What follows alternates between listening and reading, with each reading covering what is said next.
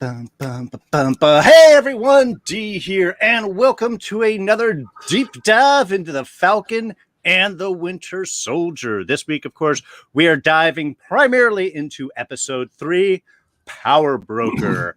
And of course, joining me, we've got some new guests, different from last week. So we'll have a little bit of sum up discussion to start things off.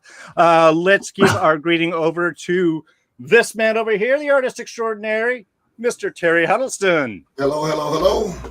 How's everybody doing? Marvel is giving us Christmas in July, even though it's March, April. But still, you get what I mean. For sure.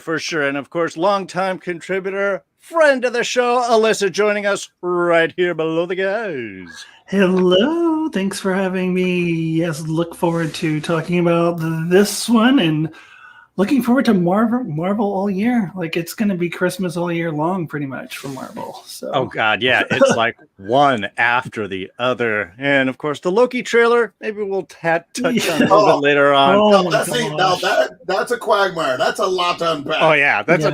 If we have room at the end, we will get into that. Want to thank Lily Mack joining us live in the chat. Hey, Lily, thank you so much for jumping in there. And, of course, everyone who is joining us in the archives. Look forward to seeing you every week, 6 p.m. on Tuesday, 6 p.m. Pacific, right here for our Falcon and Winter Soldier discussion. So, episode 3, Power Broker, getting us halfway through the season. 6 episodes go real fast. But a lot of stuff happening, a lot of fun, and I don't know. Some interesting thoughts on my part. I want to start things off with our guests here. Alyssa, let's kick things off with you. What's your thought on Power Broker? And of course, even the series coming up to this point. Yeah, I'll just briefly touch on the series coming up to this point, because I will admit, out of all of the Disney Plus Marvel shows that we heard about this year, this one was one of the ones I was not excited about. I was like, yeah, watch it. I'm sure it'll be fine.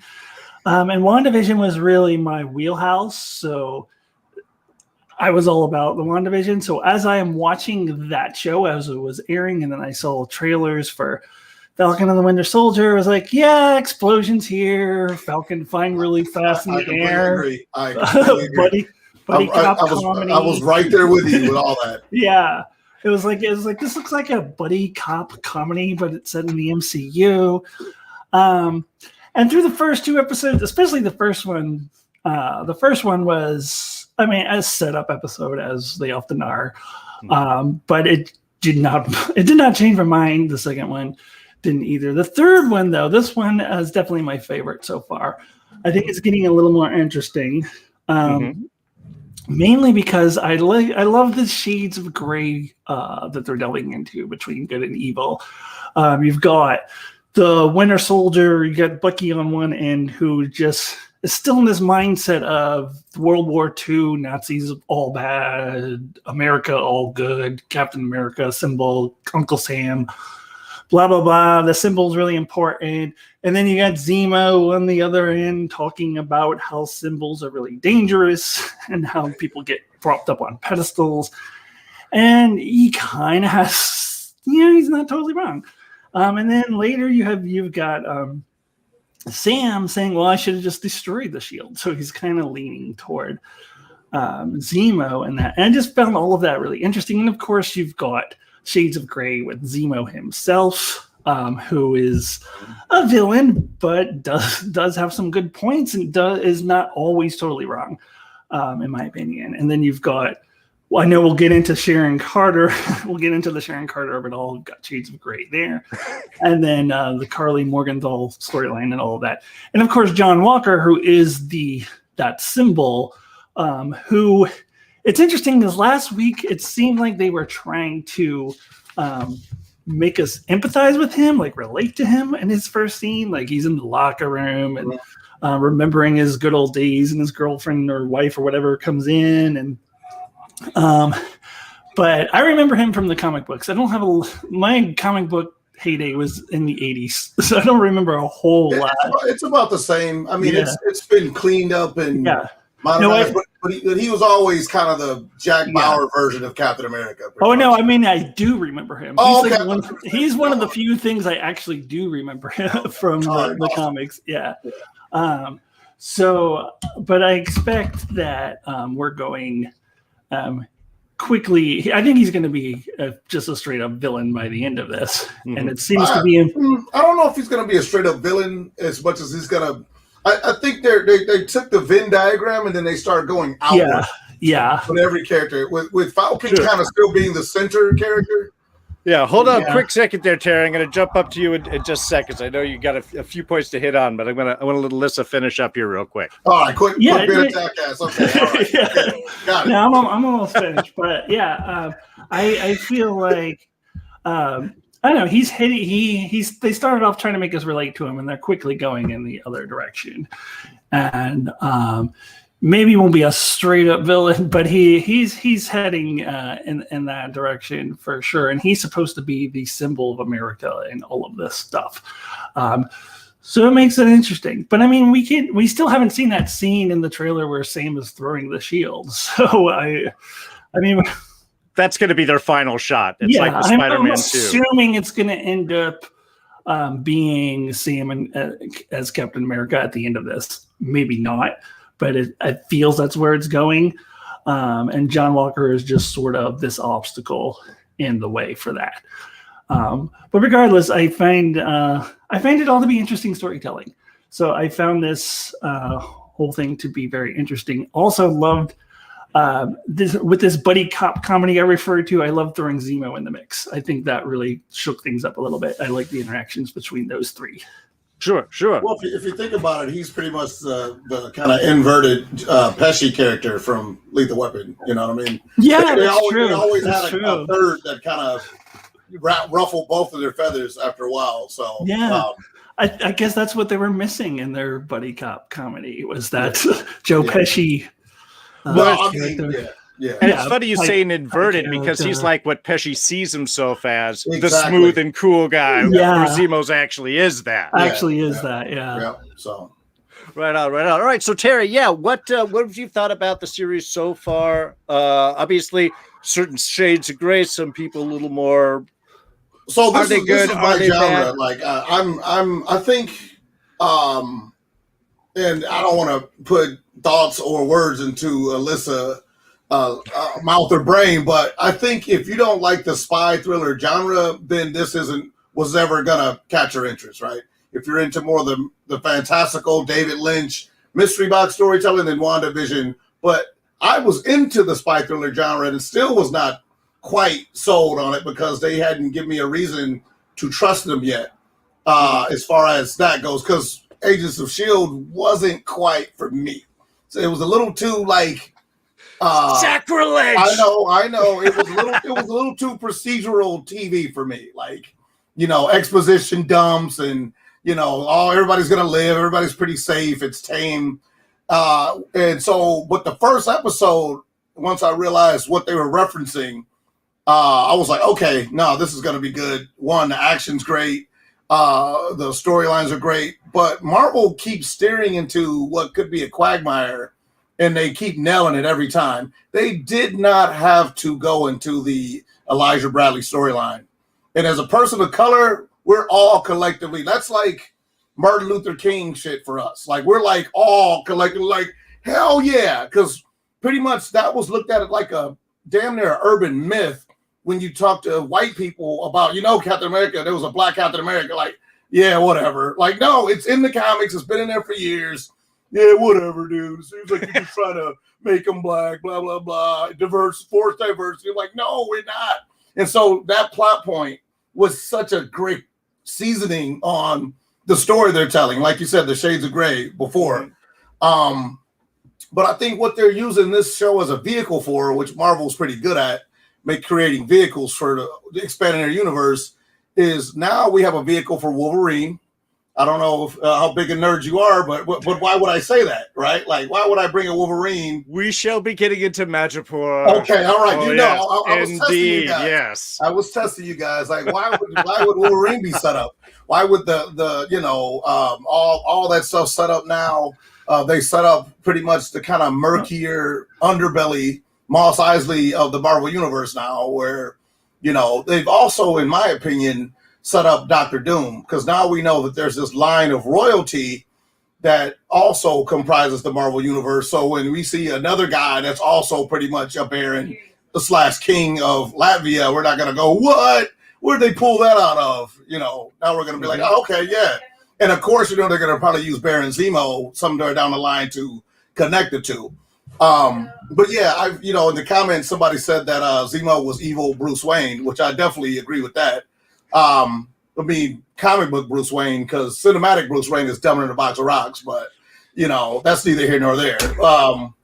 I'm sorry, that is a jab at the Snyder Cut, and I'm not going to go into it, but God, what a slog. What's also awesome is if they keep, and I think there's a person of color writing and directing some of the episodes, but they for us, like, you know, I've heard people go, why you got to make it about race? Why bring up color? And when you're a person of color, it's not like a option you get to opt out of. Like, hey, I wanted to be treated like a white person today. And so to have the show have race as a constant part and gender as well. Like Sharon's like, yeah, even as a black man, you still got to basically get a free pass from the government, but they're hunting me down like Martha Stewart. You know what I mean? Like I kind of got the analogy there. Like I'm still on the run, you know? So it's once again, that Venn diagram of systemic oppression is right in the subtext of the show. And I don't have to conjure it up just to try to make a faux, you know, SJW point. Like I love the fact that it's woven in, that there's a hierarchy to the Marvel universe itself that also intersects with race and gender. Well, and I think they're looking in a way, they're with the show, they're actually examining the legend versus the reality. You know, yes. The legend of America versus the reality of America, the legend of where we all came from versus in the muck of how things were. And I think it's good that is a big part of it. Yeah, and that I feel like I love that too, and I feel like it's, I mean, really the first time MCU's really delved into it, or not very often. Well, they did with Black Panther as well. Yeah, that's true with Black Panther as well. They did not have, like, dude, if I was the CEO of Marvel and they were like, somebody came to me and said, we're going to do Pan-Africanism, I would have been like, hard pass. We're not going to get into African blacks versus American blacks. That is a hard pass for me. And the fact that they did that, I was like, you know, like, I'm mad, like, you wouldn't do it. Nobody would do it. Like, it's like a time bomb waiting to explode, and they pulled it off. So that's what I meant by keep going to these areas that even a person of color would not do. Yeah. If Marvel gave me a blank check and said, make a movie about something, it'd be like, I'm going to make it as hokey as possible because I'm a coward, apparently. So, but yeah, you were saying. Well, within a part of that Shades of Grey that I was talking about, it also has to do with race and gender as well, because it's, you know, it's always portrayed as, you know, we see what the white man's perspective is, the white male, cis, straight male's point of view. And, but the world is more complex than that. Everything is rooted in, there's a story for each different person. Everyone has a story. You know, there's the people of color have their own story. The women have their own story. And I feel like this one is delving into the different sides of that. So it's not just, yay, Captain America with the American flag, Uncle Sam, all that, and yay, America. Ask Isaiah Bradley, he's got a little different point of view of that. Yeah. So they're really delving into the different sides of everything, which I find to be very interesting. Indeed, yeah. And Lily Mack bringing up here in the chat, this is why we love comics. They're eons ahead of the inequality of the real world. These have been things very central to a lot of big comic stories for years. And Marvel often not afraid to deal with stuff directly, or at least through very entertaining comparatives, aka the X-Men and mutants. Yeah, which I can't wait to see them get into that proper, but yeah. Indeed. Okay, well, for me, I love the episode. I really enjoyed it. I liked the change. I love seeing Sharon Carter. I loved her fight scenes were awesome and brutal and straightforward. And Daniel Bruhl is having a blast as Zemo. And yeah, the three of them kind of working off each other. Beautiful, fun stuff. However, I was waiting for it. To me, this episode felt really, I mean, I don't know if cookie cutter is the right terminology, but it was like these cool scenes that didn't bother to have any outside connection or acknowledgement. The Zemo prison escape. Cool. I loved how they did that. The storytelling, and then he pops up. But nobody seems to be looking for Zemo. They don't seem to be worried that anyone is going after Zemo. It's just he's out of jail, and then it's just like everything's fine. Inside the what was it? The bar where we have the smiling tiger bit, which was fun and cool, but really, you're going to surprise the guy with the whole cover story, like right at the bar, here's this guy, you look kind of like him, but you're not going to have any further conversation. I know it's great for comedy, but it puts them in a weird situation. The guards coming after, the bounty hunters coming after him for like 2 seconds and then disappearing. Little things like that just made everything feel disjointed. Now, we will get into a couple of theories and possibilities that might explain why some of these things. I was going to bring that out. So you're going to eat those words. Yeah. And I'm fine with that. I'm all for getting into that. But if they don't really go in, there is something that starts to feel a little weird with just, it's like great moments, but nobody cares going from scene to scene of like what happened just before unless they need it for a plot point. And it made it feel weird to me. Yeah, I mean, I think that we may get into that. I mean, I think I wouldn't judge that personally until the 6 episodes. I agree. And then going back and seeing how they handle that. Sure. Because I think we still may be getting some more of that. Because here's the one thing that they did that's real sneaky. It's sneaky as hell. I actually woke up this morning out of my sleep and went right into a conversation with my wife about what was happening. They got this babyface Bambi terrorist chick that you can completely relate to. Like, heck yeah, I'm on your side, right? And you admit it. At first, you went evil terrorist group. You're like, oh, they're just kids trying to make the world better. Like, how can I be medicine? Supplies. It tugs on your inner liberal, right? And you're like, yeah. And then you're like, oh shit, they're killing people. And they did a subtle thing where they kept you from over sympathizing. Mm-hmm. with like a real subtlety. Like they didn't make her like eat a baby or nothing, but now you're starting to question how easily you were swept up in her cause, right? How far will you step over that line? So there's really like, you're like, okay, I can't root for John Walker, Captain America. I'm obviously rooting for Cap and Bucky, but they don't even know what the hell they're doing because they're being led by the nose by Baron Zemo. It's obvious he's going to betray him. Like it's, like how come we see it? They don't see it. And so, the extra wrinkle of Wakanda showing up at the end, it was a great complication.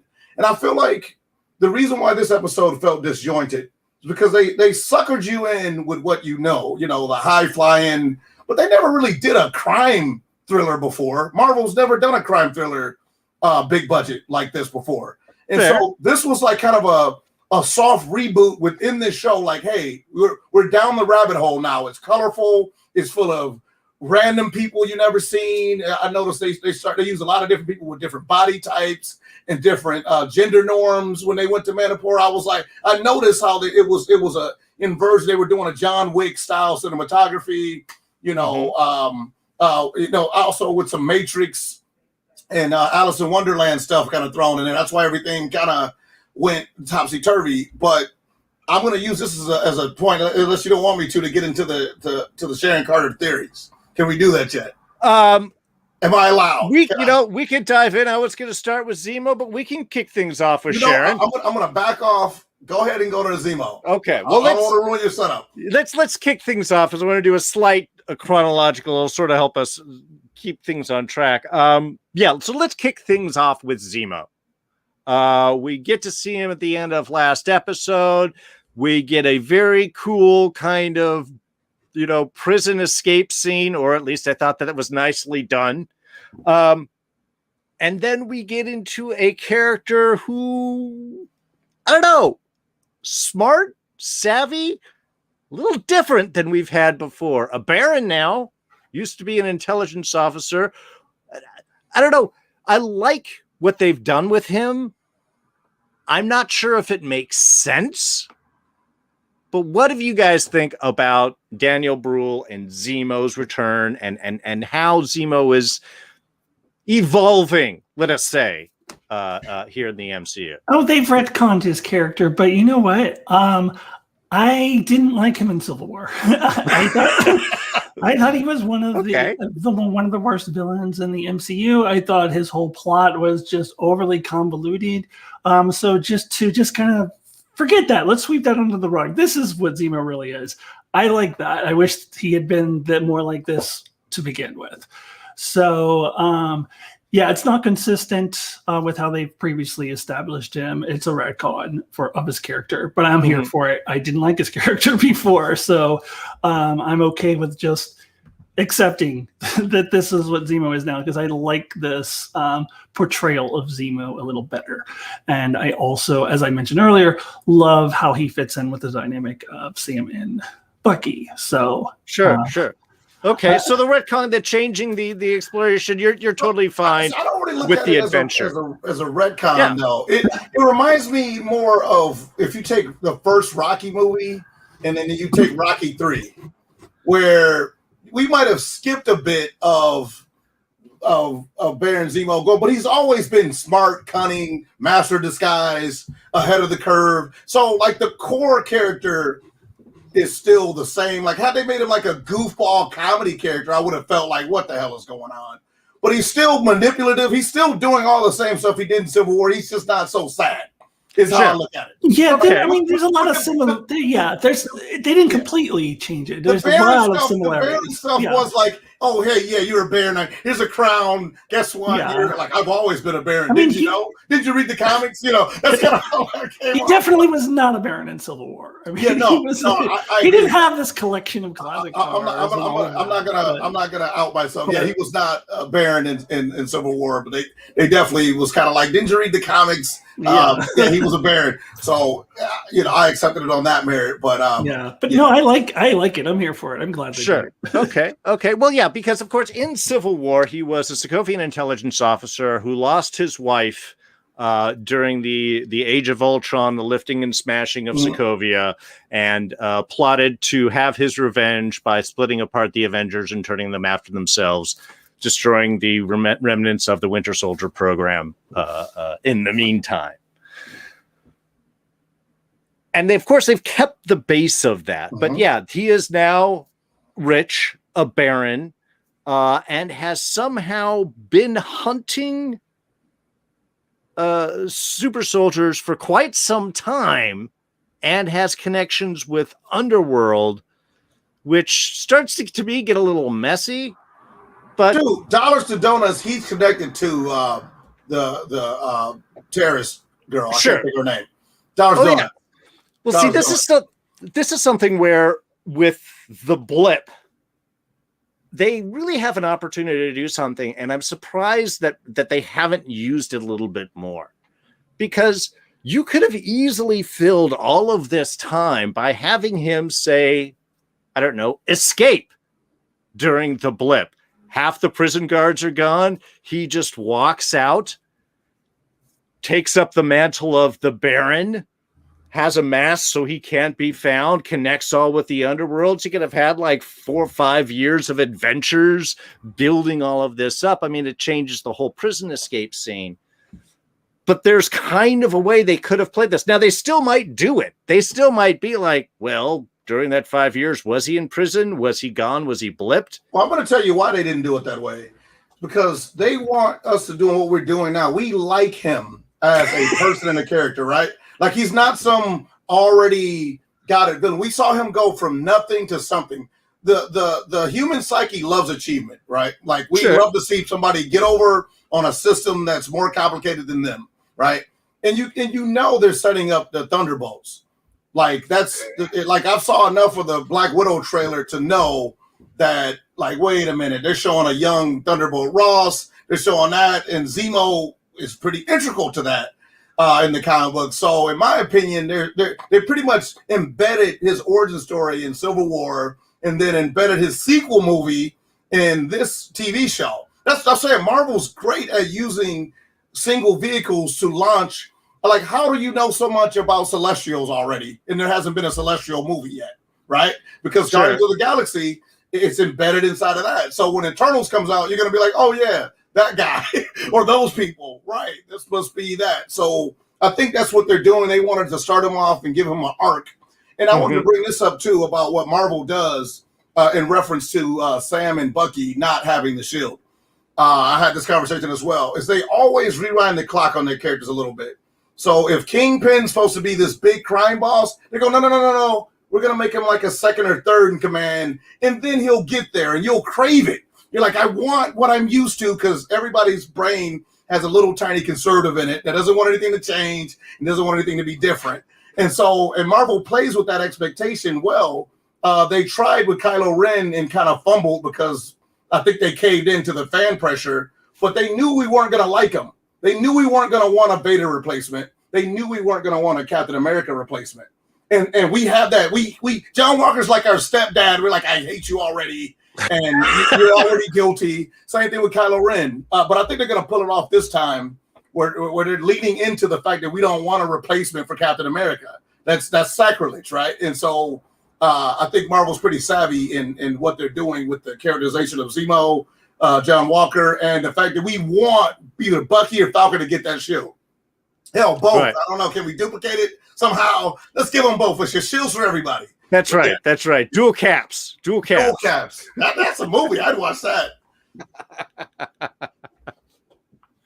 All right. So I was sort of curious how people were seeming the kind of changes. Mostly, it seems like everyone is perfectly fine with the any changes, or at least the trusting. And that's one thing I think Marvel's done well. They've gotten us to trust them. Because, like I said, as I open this up, I love this episode, even though there were certain issues that I might have storytelling questions of. It's not like I didn't love it, didn't watch it a second time, and can't wait for the next one to come up. So, I mean, they've got me.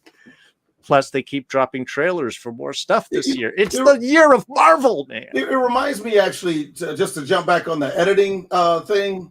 Somebody said in the comments, and you were saying how this felt disjointed. It reminds me of Dark Knight, where you're going through the movie and as everything's happening, you're like, man, this is awesome. But then you start thinking about it like, wait a minute. So Batman fell out of a window during the big party that Joker invaded. Did Joker murder everybody? Like, did he just leave? Like, he just left. Yeah. It's one of those things you just don't think about it too much, or you're going to ruin everything. Not to say that plot shouldn't make sense, but even your favorite unimpeachable pop culture thing has some massive plot holes in it. Oh, sure. If people are willing to admit, like you're telling me that, the Death Star was blown up by some farm boy from Tatooine. Nice engineering, guys. But they have to make a whole movie to retcon that plot hole. Yeah, they explain that plot hole. They made a whole movie, just to address that plot hole. Yeah, which I love Rogue One, but come on, So it's just fans calm down about like if you think you found some smoking gun on why something's completely terrible, we got to make concessions. So yeah. And of course, we could point back, since you brought up the Kylo Ren adjustment, and Silver Surfer agrees with you. Emo Ren is garbage. The problem with that is there was no plan, and you can't do anything with characters if you have no plan of what to do them. It is the antithesis of Marvel, with, if anything, over. It really is. Well, so Marvel's different than other companies is that they learn from their failures. They can basically look at the black box or the plane crash that is the Star Wars movies. Because if you think about it, there's still, like, WandaVision was pretty much a low-key Star Wars movie. Like, we talked about this already, so I'm not going to get into it again. Yeah. But you know, and I know I'm seeing Silver Surfer doesn't like Kylo Ren. I thought he was the most dynamic character in Star Wars, period. I know. Sue me. Oh, I like Kylo. Yeah, I agree. like Kylo. I agree. Like, I think he was the only one I did not know what he was going to do from minute to minute. Like, is he going to go with the light, dark? I was gripped, but they screwed up. Didn't stick the landing and ruined it. But I'm not going to go back and say I didn't enjoy every time Adam Driver was on screen. Like, he's the only thing I would rewatch those movies for. Sure. Maybe I got a man crush on him. I don't know. Honestly, I thought the dynamic between he and Rey was the most interesting part of the shows generally overall. But sure. Yeah. One last thing before we leave Zemo, I did want to ask, is there something with the mask? He looks at the mask, he hides it away. He does pull it out for a very cool fight scene, shoots a couple of guys, beats a couple of them up, and then takes it back off and jumps behind the wheel of a car. Was is there something? Was that an old Thunderbird? I don't know if it was a Thunderbird or a Camaro. It was turbocharged, apparently, or supercharged. That might have been a Thunderbird. So I'm not sure. It was like a hunch I had. Anybody in chat knows, let me know what type of car that was. That would be interesting. But yeah, I am curious if there was anything you guys got with the mask, because to me it was like, this is total fan service and I'm with it. Yeah. But why? Especially they're like, I put it on, I fight, and then I put it on. No, that was going to be the answer to your question. Because it's in the comic books. And you just want to go, look, everyone, I'm wearing the mask from the comic books. So now we're done with that. Now we're going to put it away. I got a more nuanced answer. Yeah. I think they're seeding the imagery of that mask, because if you look at the Flag Smashers mask, it's very similar. Now, I think they want you to tie the mask in these mass vigilantes to Baron Zemo. Look, I could be completely wrong. But when I saw the trailer, the first thing I thought was like, oh, those guys must be working for Baron Zemo, because they look very similar before I knew anything about it. Because even that mask has little striations that go straight up and down if you look close enough. But this might be my artist brain way over analyzing it. But I'm telling you, there's no way in a plot that's about to wrap up, right, in 2 episodes. Three episodes, yeah. So you got to be tidy, right? So you can't, like, once you get past the middle actor, you can't introduce a brand new party. Like, all the players are in place. Oh, yeah, for sure. And so we're going to get into the other thing in a minute. But I think, for tidiness' sake, Zemo is definitely tied into this thing somehow. And another plot hole potential was, how did the Thing get in the book that he was reading? When Bucky asked him, like, what book are you reading? Then all of a sudden there's a magical get out of jail free button in there. And that was all a little easy. Yeah, I try not to overthink the whole get out of prison scene, because they just needed to get him out. No, I just warned him. Like, that whole thing was like, really, they've never had a prison. They've never had a fight in a prison before, like in that prison. Like, they don't know how to handle a fight. Every time somebody gets in a fight, somebody will escape. Like, have they not ever dealt with that before? I mean, they have a key. I can nitpick. I don't know. I can nitpick a lot on that prison scene, but it was just kind of a fun. Let's get Zemo in a prison. Well, no, but that is, to me, that is actually an interesting point, and I'm glad that you were having it, because I know that I sometimes really overanalyze things. I mean, I know I can get caught up in stuff, and sometimes, honestly, it makes stuff less fun for me, and I've really got to force myself to, like, hey, just have fun. Sometimes things bother me. Sometimes I can just I can roll with it, and I'm sort of curious where people's lines are, or what point that. Am I being over analytical, or is this something that other people are sort of pointing out? I'm not going to lose it, but I think I look at being over analytical, because I'm very much so at the same time, as if you see too many strings sticking out of a sweater, your brain's going to want to pull on them. And it's a sign of bad writing, where you're like, I'm just going to keep it in the whole thing around. Like, we pull some strings on this show. And to me, The Mandalorian had some major plot holes that didn't undermine the show, but it was like, wait a minute, and you pull it and you're like, all right, this whole thing's still intact, even though I got this long ball of yarn in my hand now. So every story is going to have some loose ends, but it's just a matter of, does it unend up in the whole storyline. Like, a case in point, I would say, like, Dark Knight Rises had too many type of plot holes that just any single one, if you changed it, would like none of the plot would happen. Like all of the cops going to the sewer. Like, okay, like could like 20 of them have went? Like, no, all of them going to the sewers. Like, America has no response to basically New York City getting quarantined by a terrorist. Like, okay, it's like too many. Like, okay, so he doesn't kill Batman. He keeps him alive in a pit with a TV. Like, it's just every single one ruins the plot completely. And so, Winter Soldier and Falcon doesn't have that style, but it definitely, this episode had the most jump cuts. And it almost felt like it was a different team doing it. It was almost like they brought in, like they said, the John Wick director and was like, hey, have fun. Make sure you start here and end here. And we're good to go. So.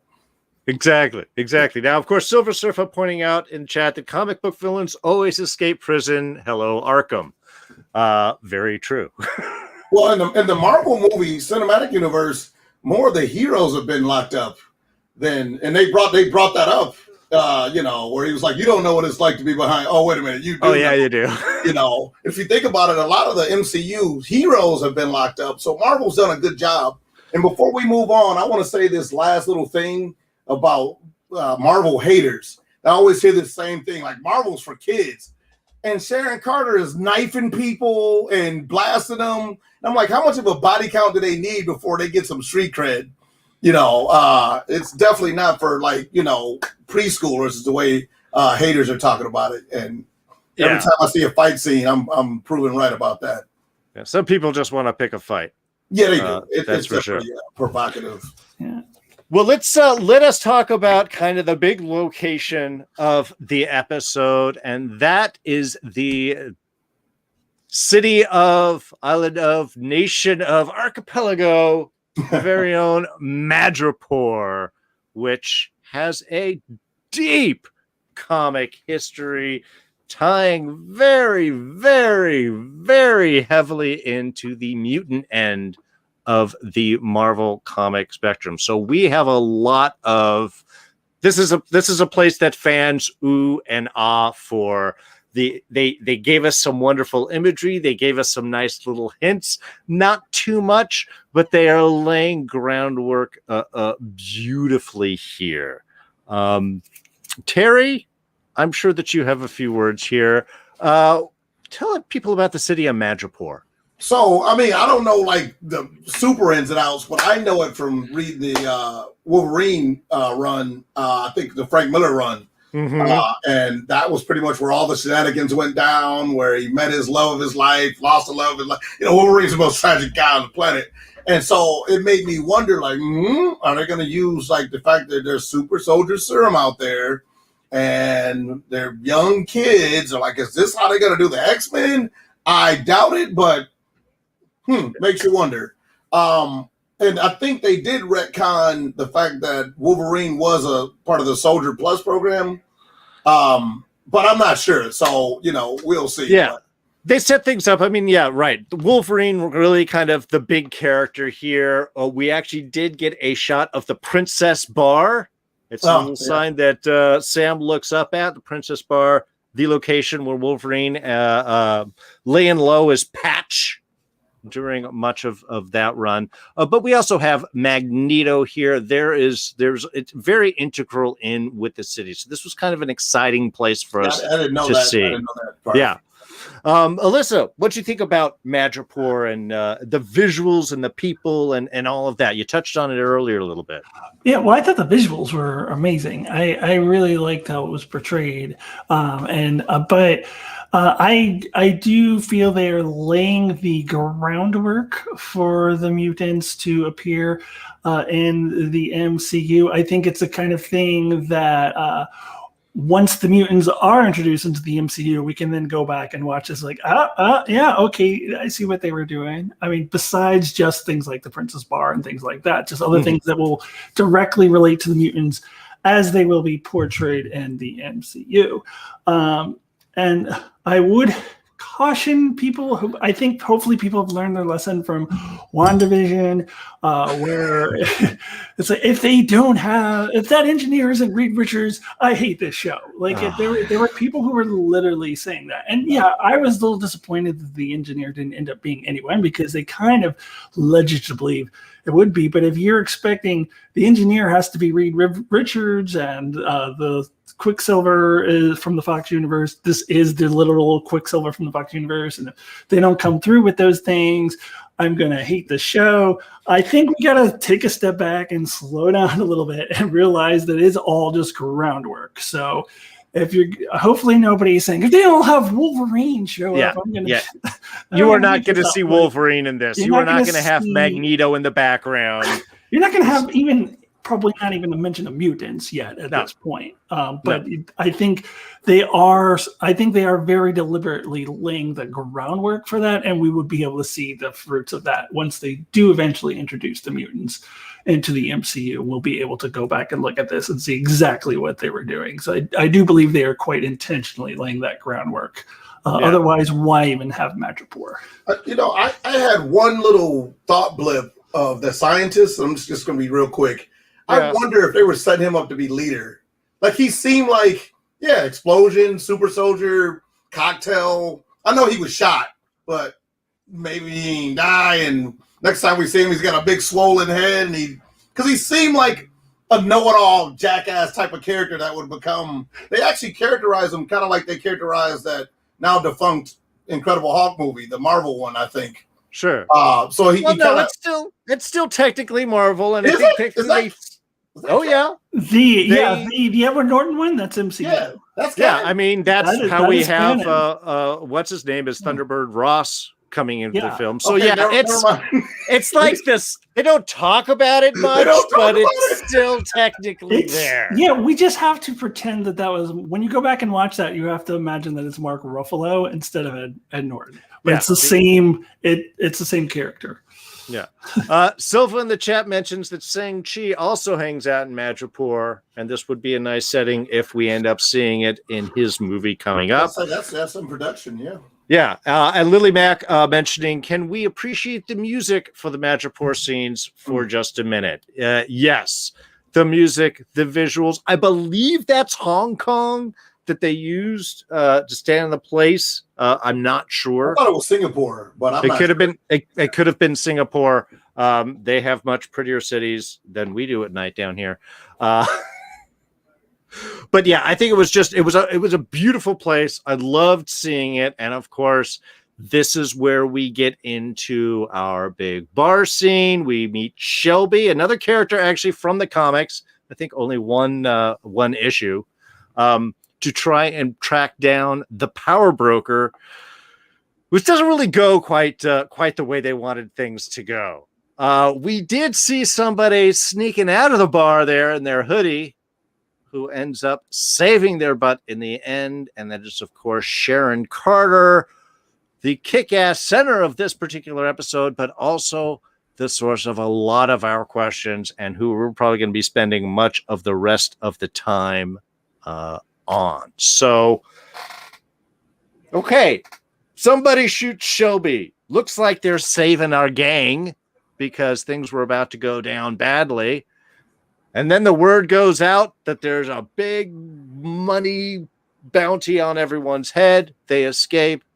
Sharon saves them and whisks them off into her fancy loft in Hightown. There is a lot to unpack in those sequences. Thoughts, insights, questions. Alyssa, let's start things off with you. Well, I'm just gonna jump right into it. Yeah. Sharon Carter is not the power broker. I'm just jumping right to it. Or actually, I should say, if she is, I would think it would be bad writing. I think she probably works with the power broker or for the power broker. I could see something along the lines of, like, she was in a very low point and the power broker offered her something she couldn't refuse. And So she's associated with the power broker, but I would just have a really hard time making that stretch from the Sharon Carter that we've seen in the Captain America films, last seen, I believe, in Civil War, to assuming she didn't blip, which it sounds like she didn't, like, so it'd be like, what, 7 years, that suddenly in that time she's turned into this underground crime lord that is producing super serum, soldier serum, and that's a bridge too far for me. I would not like it if that's where they go. I would feel like it's very poor character development. I just can't buy it. So, but I could buy that she is associated with the power broker and that there are still some shades of gray going on there, that she does genuinely have some compassion for Bucky and Sam, but at the same time, what they're doing, like, go against the interests of her employer or associate or whatever. But for me to think that she actually is this crime lord, I would have a very hard time with it. So I'm not saying that they won't make her the power broker. I'm just saying I'm going to hate it if they do. So. Well, I kind of like your idea that somebody who would work with, because the one thing they do hit on in their kind of nice little discussion with where we sort of get a reorientation of Sharon now, is how much, what was the line? You know, the whole hero thing is, I don't know if she says bullshit. That's what I wrote down here. She's like, but you know, the whole hero thing is bullshit, right? You know, even Zemo's like, he does. He just doesn't really recognize it, or it's not too down deep. He says down deep, you know, it's all made up, right? And he's like, it's not so no deep. He knows, you know, not too deep. Yeah. So, but they show,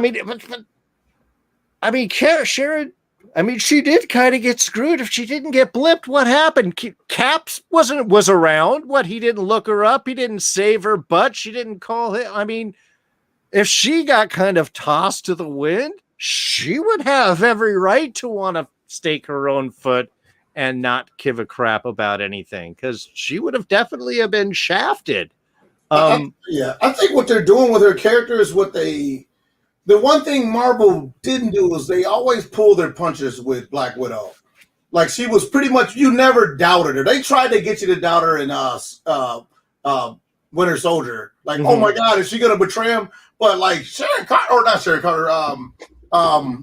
Black Widow did often switch sides or play double agent and all that stuff. So I feel like we can finally get the full spy thriller experience with a less beloved by America fan. Like, oh my God, you're gonna make her evil, so now nobody cares what you do with Sharon Carter. And I don't think that she is the power broker, but I definitely think she has to be connected. It'd be bad writing if she isn't connected. Because even if I rewatched it twice, like a car comes and picks her up from the place, right? Like there's just some, and she's way too like above it all. Like, what is she doing in the bar to see them if she's got this big fancy party to throw that night, and she just happens to get that information from her connection to find the guy that's hidden in the multi, container world. She knew they were coming. And look, what if we found out, Alyssa, that the power broker is Zemo? It's one of those things where you're at a point where you got to start compressing the story beats down to, it's going to be, Civil War all over again, where you got Falcon and Bucky versus Jack or John, whatever the new U.S. agent guy is. And it was funny, nobody calls him that, but that's what I call him. The U.S. agent. He's probably going to be called that eventually, right? Yeah. Oh, yeah. So the fight's going to come down to him. And we didn't even give a shout out. This is me. Battlestar. I geek so hard that they were able to slide in Battlestar. Right? Just a lame Cap sidekick is now, it was like, oh, that makes sense. I noticed the star on his vest before they said it. I was like, wait a minute. That can't be Battlestar. That'd be crazy. And then Battlestar, like, oh, okay, that's awesome. So, I'm thinking that I don't think she's definitely not the power broker, but she's connected. They do emphasize it's a man. Not that means anything. It could be just to subvert you. But then the propaganda art is obviously a pair of man's eyes looking out. And so they are hitting that. And I think that's what made the fandom take the bait of like, it's probably not that because they're setting it up so obviously to be a guy and it's a girl, type of deal. So I don't know, but I'm in for the ride, but it's probably the only thing that I'm unsure about. Like the plot is going pretty much like a Rolex watch by the numbers. They're hitting all the story beats, right? And typical crime thriller genre. And then one thing I want to say too is that Marvel is great at taking genres and putting superhero skins on them. They can take. You take, this is a spy thriller, and then you just layer over some superhero skins on them, and you got your movie. You got Heat, you got, every great, spy movie, Condor, Michael Mann movies. So they got a great wealth to pull from, and yeah, as I like to say, I think they've smart to realize that superheroes are a genre modifier. Yes, they don't have to be a genre unto themselves. Yes. I think that's where DC goes wrong. They keep making superhero movies. And you're like, we don't want to watch like people in muscle suits punch each other. That's kind of what 8-year-olds do in the tub. Yeah. You know what I mean? It's just, yeah. I mean, that is the whole appeal of the MCU, isn't it? That they go beyond just your typical. It's funny. Like I recently went back and rewatched the old Spider-Man, the original Tobey Maguire Spider-Man films. Yeah, and those are very much like. I saw a lot of connection to the Christopher Reeve Superman film. In fact, there's a lot of parallels between the first Superman and then the first Spider-Man and the Spider-Man 2 and Superman 2. A lot of parallels. It's that old superhero formula. And I'm not necessarily saying that's bad, but I'm saying that the MCU has been able to move beyond that simple superhero movie formula and has incorporated all of these different genres and put a spin on it. Well, I think especially with the advent of cables and the kind of premium series and stuff is we demand as an audience much more layered storytelling. And the story of me being a superhero is boring. Justice League. I think, the idea of, no, a hero is my day job. And then I still got to go home and pay the rent and figure out a way to get Bucky to school and figure out a way to deal with these things. And the fact that that there's a lot more of a layered issues going on. I think that's something that Marvel has really smartly latched onto. Let's take Guardians of the Galaxy, for instance. That's just Breakfast Club in space. It is huge. It's like, yes, right? Like they can basically, and WandaVision was the one to fail, right? The Falcon Winter Soldier show was not a risky show. No, right? Not at all. WandaVision was a humongous. We're gonna do David Lynch with a superhero skin on top of it, right? And it should have failed miserably, and it ended up being the most interesting thing to come out superhero wise in a long time. And so, yeah, I'm just loving that they basically have complete freedom to do any genre. Like I can see a found footage movie come from Marvel. Like they could do anything now. Like I think they said Multiverse of Madness is going to be a horror-based movie, is what I heard. I could be wrong, but I would love that. That would be awesome. Yeah, they kind of stepped that back a little bit. They said that, and then they're like, "Well, it's not quite her." So Disney horror film, we're still allowed to put it on our channel. Mickey Mouse shows up. But, here's a question that I have: is Zemo and Sharon working together? Because I still don't know why Sharon was at the bar. I think so. I think it's possible. I think it's also possible that she's been trailing him. She's been tracking him. But either way, I do get the sense though that she knew that, and this is why I think it's plausible that she's working with the power broker, is that she knew that Zemo was going to kill that scientist dude, and she wanted him to. Yeah. Like she intentionally. As soon as she walked in, that she intentionally set that up. Whether that means they are working together, I don't know. I think it's possible. If you notice, there's no contention between those two. Yeah, like they barely they're Like everybody's butting heads. Hell, we're butting heads with each other more than Sharon Carter and Baron Zemo. Like you would think she'd be like, "How dare you show your face around here?" She's like, "Hey, what's up, man?" Just the first one where she came up, "Oh, you," and she did have the great line, "I stole the wings, so your ass can save his ass from his ass." Yeah, that was great. That was great. Yeah. That was very awesome. That was a good lampshade. Now, the party scene, that was cool. I think ultimately pointless. We did get a great GIF of Zemo dancing, which will now perpetuate through the internet. Yeah, exactly. But otherwise, yeah, it's another one of those things where it's like, okay, this is your job, and now we take a break, and now we head to the doctors to go get our interview. Do we think if Sharon is, we'll say, working with the power broker, that there is some sort of knowledge? Was the doc given up? Was this the actual doc? If he gives him up, because the power broker already has the formula and doesn't need him anymore? There was no need to saying that he's the only one that could have made it. I mean, these bounty hunters are coming in to get the people that killed Shelby using a rocket launcher on your doctor's lab to blow it up. Maybe not would be something the power broker would want, which is why I kind of have questions on. Obviously, this is probably not the last we see of the super soldier serum and the formula. But you guys have any thoughts on that outside of the, again, awesome fight scene by Sharon Carter, which was messy and great. Very Atomic Blonde. I don't know if you've seen Atomic Blonde before, but it had that kind of visceral vibe where you're like, I buy every single thing that's happening here. Very proud. I mean, once again, this episode was pure John Wick style, very efficient fight techniques, which is one thing I can't praise Marvel enough, is that they make their characters enjoyable to see in action. And I know I keep picking on DC fans, but I would dare you to tell me your favorite Batman scene besides that one literal scene in Batman v Superman. There is none. He's not fun to watch in this current cinematic universe or the Nolanverse. It's like, yeah, Joker was cool, but Batman isn't fun to watch fight.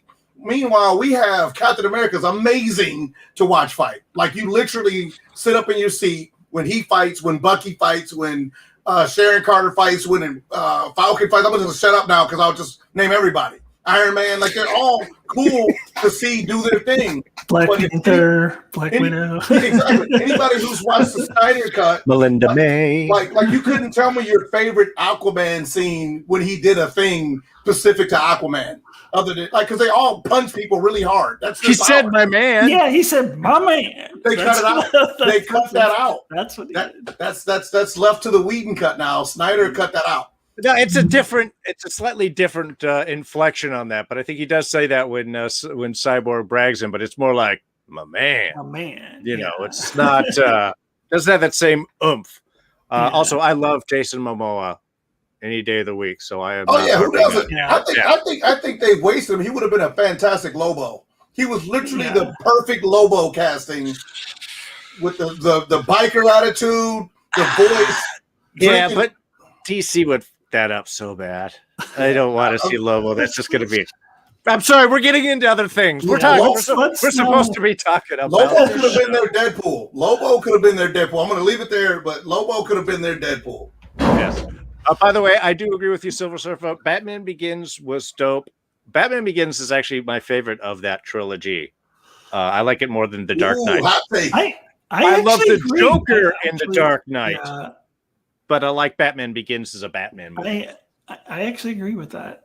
It was my favorite of the three. Actually, that ninja scene is the scene I reference when I talk about systemic problems, because it's a perfect visual. Like, yes, one ninja can attack you, but they form back into a group of ninjas that you can't. So as a person of color, it's like, I don't have problems with individual white people. It's just as you got to get attacked and oppressed by one, but the collective group is unbeatable. And I was like, so when I'm talking sociology, it's like, it's how it works. Like, the group is way overpowered, and you're looking like, which one of you guys didn't give me that raise? And you're like, oh, son of a, and then you getting cut in the back, So yeah, I often love that scene too for different reasons. But that's a good one. Oh, want to be sure to say hello to Envy Warren and Devontae Smith joining us a little bit late, but hey, we still got fun discussions going ahead here, right? Talking about Sharon. We all agree that she probably isn't the power broker. Definitely must be working. I'm just curious again, was the doc a sacrifice play, or is that just, again, a false flag, and who cares because power broker already has the formula? I think he got killed because he failed. Yeah. I mean, I was wondering, like, I mean, it's crime fiction 101. Like, you can't fail the boss and like, oh, I'm just going to keep, doing my job. Like, you had 20 vials of super soldier serum because he was so casual. Like, she stole it. Oh, well, and he did mention that Carly called him about this person. So was he working with Carly and thus, sacrifice because, hey, you betrayed me. You gave my stuff up. Yeah, that was slightly confusing to me when he said, oh, she stole it, but then she called me and asked me a favor. I'm like, what?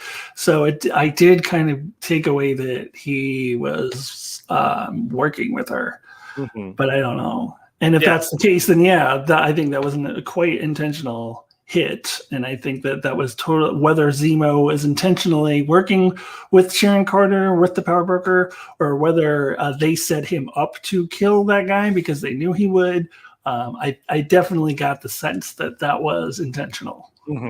That there's a lot more layers of play going on than what Bucky and the plot is definitely being Sam are involved in. The plot is definitely being pushed forward. I mean, you got to remember, it's Sharon who starts the whole, assassination bounty hunting thing off by shooting. I know it seems like, oh, she's saving them, but she could have shot the other guy and winged her. But like, she literally, it was almost like a cattle herding. Like, I'm going to make sure the plot goes in this direction. So you're dead. Now you have a bounty. And obviously the bounty hunters got called off and then called back in because they were able to escape for the night. I mean, everyone was after him. They made a left down an alley, 2 shots, everybody stops. They're able to leave and go back the next morning. And then the bounty hunters know exactly where they are. And Baron Zemo knew, like, okay, leave your weapons. We're going to have a bounty. It's like, it felt like a video game, like where the NPCs all, you got 5 stars on GTA. And so everybody's pretty much coming to your exact location to try to kill you, and you don't think about it too much, I guess, because it was now this episode we kind of ragged on the editing and the choppy plot devices, but I will say this episode felt fun. Like it felt like they were keeping it at a certain level. They weren't going to get too deep. There was no grieving Bucky, no race relations. Just we're gonna basically keep it at a certain level and just check your brain at the door. Going to be a couple of cool fights, a couple of plot points, and then, prepare for takeoff, literally, after that. Right. Well, I mean, we got to figure this is, if we're just looking at this as 6 episodes, you can look at it as a 5 acts. You get your first one, your introduction. The second one sets up the problem. This one, they see a little bit of success. Next one means it's all going to go downhill. Next one, they'll regroup, and then they'll have the big final fight. I mean, we can map this out if you want to make it all boring that way. Yes.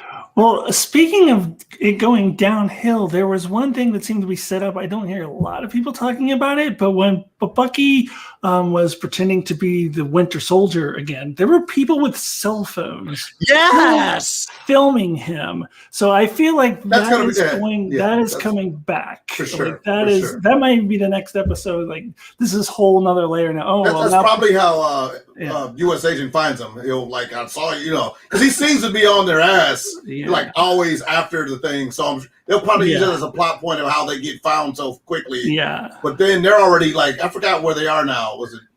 Yeah, but I don't know, at a dark bar like Madripoor where they're selling stuff on the street, are people really filming and posting stuff on the internet? I don't know what the code is for Madripoor on that level there. It will get out there. Otherwise, you wouldn't show people with cell phones. Of course, filming. no, it's it is definitely something that we will see again. Yeah. Now, let's see. Sofa mentions Carly is from Magipore, would know Sharon. Well, I mean, you can see it's a giant city. They wouldn't necessarily know everyone. That is a possibility. But we did get a little bit more on Carly at the end of the episode. And they have done a job of setting up are they really bad? Are they really good? Are they just fighting back for their people? In this one, even in the end scene, they show them they're getting supplies. They're delivering medicine. Was it Walker and Battlestar? I get a laugh every time I say that. I didn't make the name up. Even mentions in there, it's just like they're stealing medicine and supplies and giving them to people that need it. You know, they're giving them to the refugees that are supposed to get it. That's the comment Carly makes at the end. You had 6 months worth of supplies and you're just sitting on it. This is a Robin Hood. It's mentioned in the earlier episode. And poignant commentary, too. Right. So we get the idea these are not bad people doing bad things until she sets off the car bomb that blows up the building and sets on fire that is filled up with the tied up guards. Definitely crossing a line there. Exactly. I love that. I love that moment because, like I said, she's adorable. Like, you're like, oh, she looks like a live action Disney princess, right? Like the chick from Brave, I think. I can't remember. I've never seen it, but she has that look. And so I'm with her like, oh, you know, yeah. I'll be shooting for my own hand today. Yeah, exactly. And so the fact that that made me question, like, oh wait, I might have overcommitted to her cause. Well, it's interesting because before that, I actually just went back and rewatched Solo, a Star Wars story, which this actress is in. And she plays a character who starts off wearing a mask and is doing evil things when he thinks he's evil. Turns out she's a freedom fighter. So I was like, she's playing the same damn character in this show. Yeah. But then they kind of, in the Star Wars, they were kind of implying that she's starting the rebellion, or her group is the beginnings of the rebellion. So she doesn't go and blow people up. So they went in a different direction in this past episode. But prior to that, I was like, does this actress just only play masked heroes who are freedom fighting for the little guy? Or, I love that design too from Solo. Yeah. Genre. The thing is, Marvel isn't really giving us easy footing we talked about this earlier, to root for anybody. Right, like so, we're all just kind of observing this explosion of different wants and needs and desires, and we're just trying to keep this okay. All right, so because I can't tell you, I don't want the Flag Smashers to win now, because that type of stuff only escalates. We've all lived long enough to see what starts off as this wholesome good thing. Once the bodies start racking up, that's when it becomes something else. But at the same time, the new Captain America is already corrupting himself. Like, hey, he's pretty much got a Malcolm X by any means necessary mindset, you know.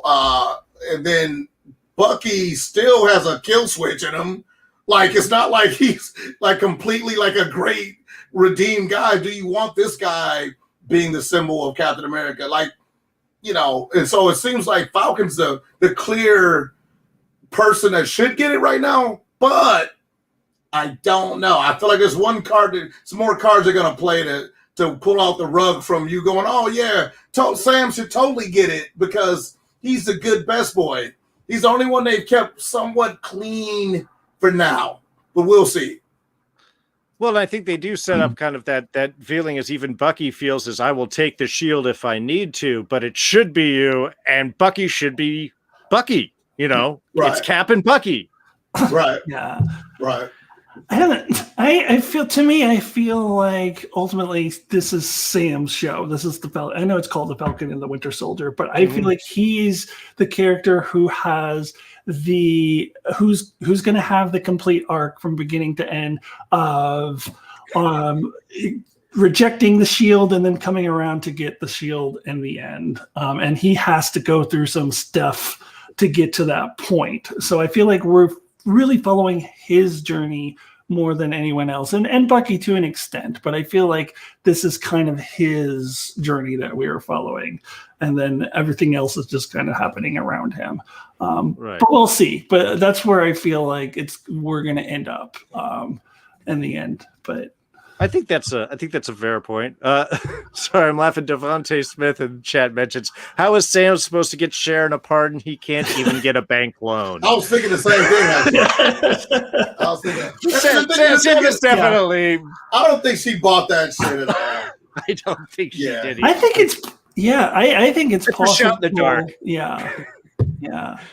But Cap obviously didn't do anything, as we already mentioned.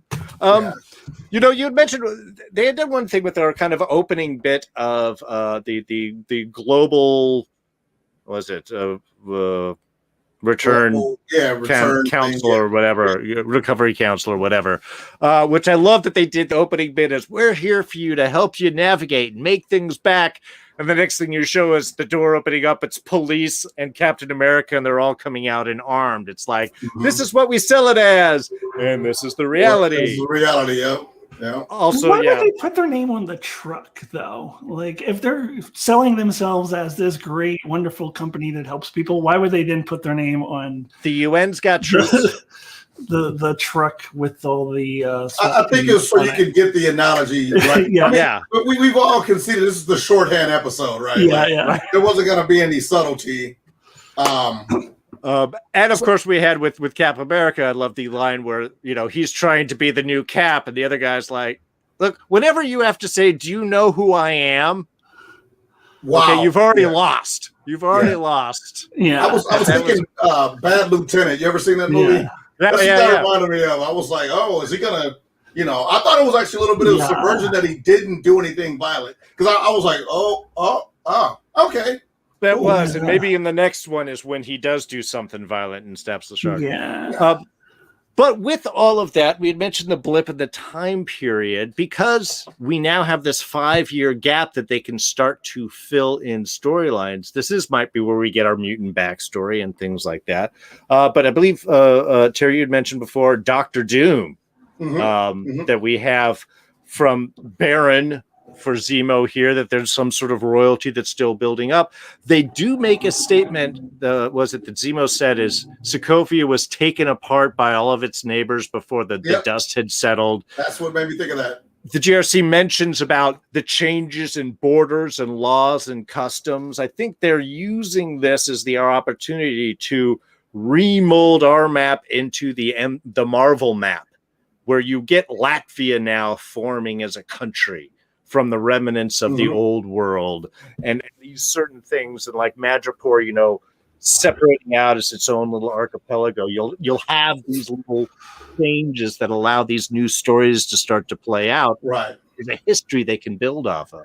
And that's what made me think of Dr. Doom, which Terry mentioned earlier, that line about how Sokovia has been kind of breaking apart by all these other countries. And I was like, Latvia has probably risen from the ashes of Sokovia. And it's probably behind the scenes right now, Victor Von Doom is gaining power. Right, and they can already have him as this mysterious ruler of this cordoned off country that nobody can go into, and now people can have stories in there because we have this time period that we can now play with. Because it actually, I mean, I'm glad they're using fictional countries just so we can keep the, you know, hotheads from getting all bent out of shape. But it definitely reminded me of the Ukraine and how it keeps flip flopping back from being, you know, this to that. And so, I mean, other countries have done the same thing where we just rewrote a border and like, all right, you're now Palestine and this is this and this is it. And so I think they could really, they're setting up the kind of political spectrum other than just America versus whatever super villain. Now we kind of have even more layers to the MCU that never existed before. And I think we're getting this really textured world that it kind of, not to be a greedy nerd, but it's like they can pull off like a Lord of the Rings like this or something that needs this kind of texture in probably 20 years of time to get it all textured out. It's the most comprehensive mythological world ever constructed if you think about it. And I don't want to overstate it, but it's they're at a point where they're rendering an entire fictional world in television. We only could get it in comics because it was the only place you could officially have that kind of density and not go bankrupt. but now it's been translated to where we're talking about C-list villains and C-list characters that were just side characters in other people's books are now part of the American discussion at large. I think that's amazing as an old time comic book nerd myself. So it's like, wow, to see that world jump off the comic book page to now we're talking about it like it's, America's new Western pastime. That's what I associate superhero movies as, is they're the modern Western. And I don't think they're going to go anywhere anytime soon either, like the Western didn't. Well, yeah, I mean, if you look at what they did, in 10 years, they did 19 movies and built up to a giant 2-part, world-changing, top-of-the-charts movie that altered the whole world that they created. And now they have a streaming service where they can do, like you said, all these smaller backstories, all these introductions, as well as the film. I mean, how many movies and shows in the MCU do we have going on just this year of world building? And They're smart. They're telling this story and this story and this story and this story and this story, because again, they know they can bring this all together in Secret Wars or Civil War II or whatever, Galactus Invasion. Ooh. And they've already set all of the pieces. We don't need to have one movie try to catch up all this background. Oh God. Yeah, I think when we look back on this, after Phase 5, like we'll just see like Phase 1 and 2 and 3 were really just laying the groundwork for what was to come later. I mean, they were setting up for the Infinity War, obviously, but then the Infinity War created the blip, which then sets up for a whole new. They can build a whole new world from that. And I'm trying to follow all the different things they're setting up for. We've got the Skrulls are going to play a big role. Then we've got the multiverse is going to be a thing. And now we've got kind of the super serum side plot, which seems will also be touched on in the Black Widow movie. And so there's all of these different things they're laying the groundwork for. I want to say one more thing too. You reminded me. God, if they said super soldier serum anymore, I was like, just shorten it. Just say the serum or just say the link. So, but they were like, do you have the super soldier serum? Do you have the super soldier? I heard they're looking for super soldier serum. Like that is the drinking game element for Power Broker. Yeah. Every time they say super soldier, you take a shot. That's what the game is. It's the super soldier serum. That's right. All right. Well, I think we've kind of covered everything. Is there anything that we missed that anybody wants to touch on, dive into, or make sure that we mentioned before we close things down? Just one prediction. I think Kylie, the Black is going to die a mean death, man. They've already doing when I get back from the farm World War II cliche of like talking about what you're gonna do after something. Oh yeah, she's definitely dead. She's gonna die a mean death, man. Yeah. And not that I want it to happen, but I'm like, I want to be a teacher. And she's going to get engaged, and then she's going to get a new job, and she's going to get all the stuff that's going to know that she's going to be dead before the end. Well, I think that dude that she was with is going to die first. Like I saw him, and he's like he's dead, and she may just survive, and like everyone else around her is dead. I can see that happening. The cliche dictates that if you talk about what you're going to be doing after the war, you're going to die. Right. Well, she's still not going to be doing that because she's still not going to be doing that. Anyway. But fair enough. Fair enough. Yeah. Excellent. Excellent. All right. Well, let's go ahead and wrap things up. I want to be sure to thank everybody that's joined us live here. Devontae, Don popping in, talking about the Falcon and the social justice soldier here from last week. Damn it, Don. Silver Surfer joining us. Is Don serious? Because I've been reading his comments. And no. I didn't want to feed the troll, but I'm like, Don is secretly praying he gets turned into a GIF, and then can really laugh about it all. Okay. No. Like, is it opposite day? Like, not yet. Falcon is evil? Like, this is Don's evil twin that has taken over his account. I was wondering. I'm like, I'm not gonna say nothing because I'm feeling like he's promoting. He's backing the wrong horse there. Oh no, it did lead to a moment that almost he had to lose character right there last week. Yeah, sometimes he goes a little too far, but. Do want to thank everybody who did get a chance to join us live in the chat. Everybody who is joining us. I'm going to stop hitting my table so I don't get the camera to shake anymore here. Everyone joining us in the archives. If you did enjoy this, please be sure to like and subscribe. Hit the notification bell, let you know when any of these reviews do drop. We're definitely going to be here throughout the rest of this season of Falcon Winter Soldier. And then we've got some AOS action happening next month. So, Alyssa, why don't you tell people any final thoughts and where they can find you? Well, no, I think I'm good with the final thoughts. I think we covered it. Okay. And where they can find me is I'll be hanging out here every once in a while for different Marvel shows. I will be hanging out over at my brother's channel. That's Enchantment of Eternity. He has me on as a guest every once in a while. I'm not doing anything myself at the moment. That's coming down the line at some point. But for now, suspense. Alyssa is the power broker. Alyssa is the power broker. It was Alyssa all along, as I said. Alyssa all along. There you go. The last time I was on here, it was Alyssa all along. Yeah. Perfect. But yeah, I will see you all on here at some point in the future, and probably over in Enchantment of Eternity, and then I'll see you around. I'll be around. All right, excellent. Well, we're definitely going to be back here. We've got so many Marvel things to talk. Loki this summer. It's going to be a weird one. Terry, looking forward to that. So yeah, you can find me at Terry Huddleston Art. I think it's going to be definitely exciting. Looking forward to the Marvelverse. It's weird looking at how much money they poured into superhero television because you've only seen it with like kind of dark, gritty crime drama, and so it's like, wow, like these are really expensive episodes, and Loki looks like it's got the most money in it. You can tell that was the horse they backed. Like, okay, and so I'm really looking forward to that.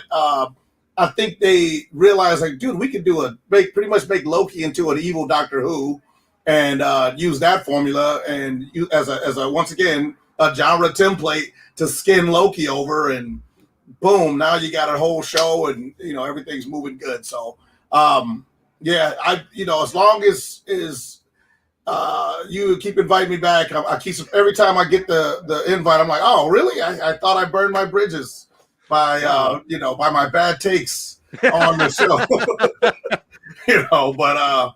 Terry, I can't not have your energy on the show. I just gotta pace it out here. Just gotta pace it out a little bit. I'm like a drug. I'll kill you if you get too much. It's like, oh, be careful. You gotta you gotta titrate me in. But anybody looking for my artwork, you could go to terryhuddlestonart.com. I'm always running specials. Buy any two, get one free. That's a free plug. For me, thank you, D. I got a lot of projects coming out. Got a Boba Fett icon print coming out. I got a Daredevil, Optimus Prime, Jango Fett, which is a variant of the Boba Fett, same armor. And what else do I got coming out? Oh, Betty Boop. I know, weird but true.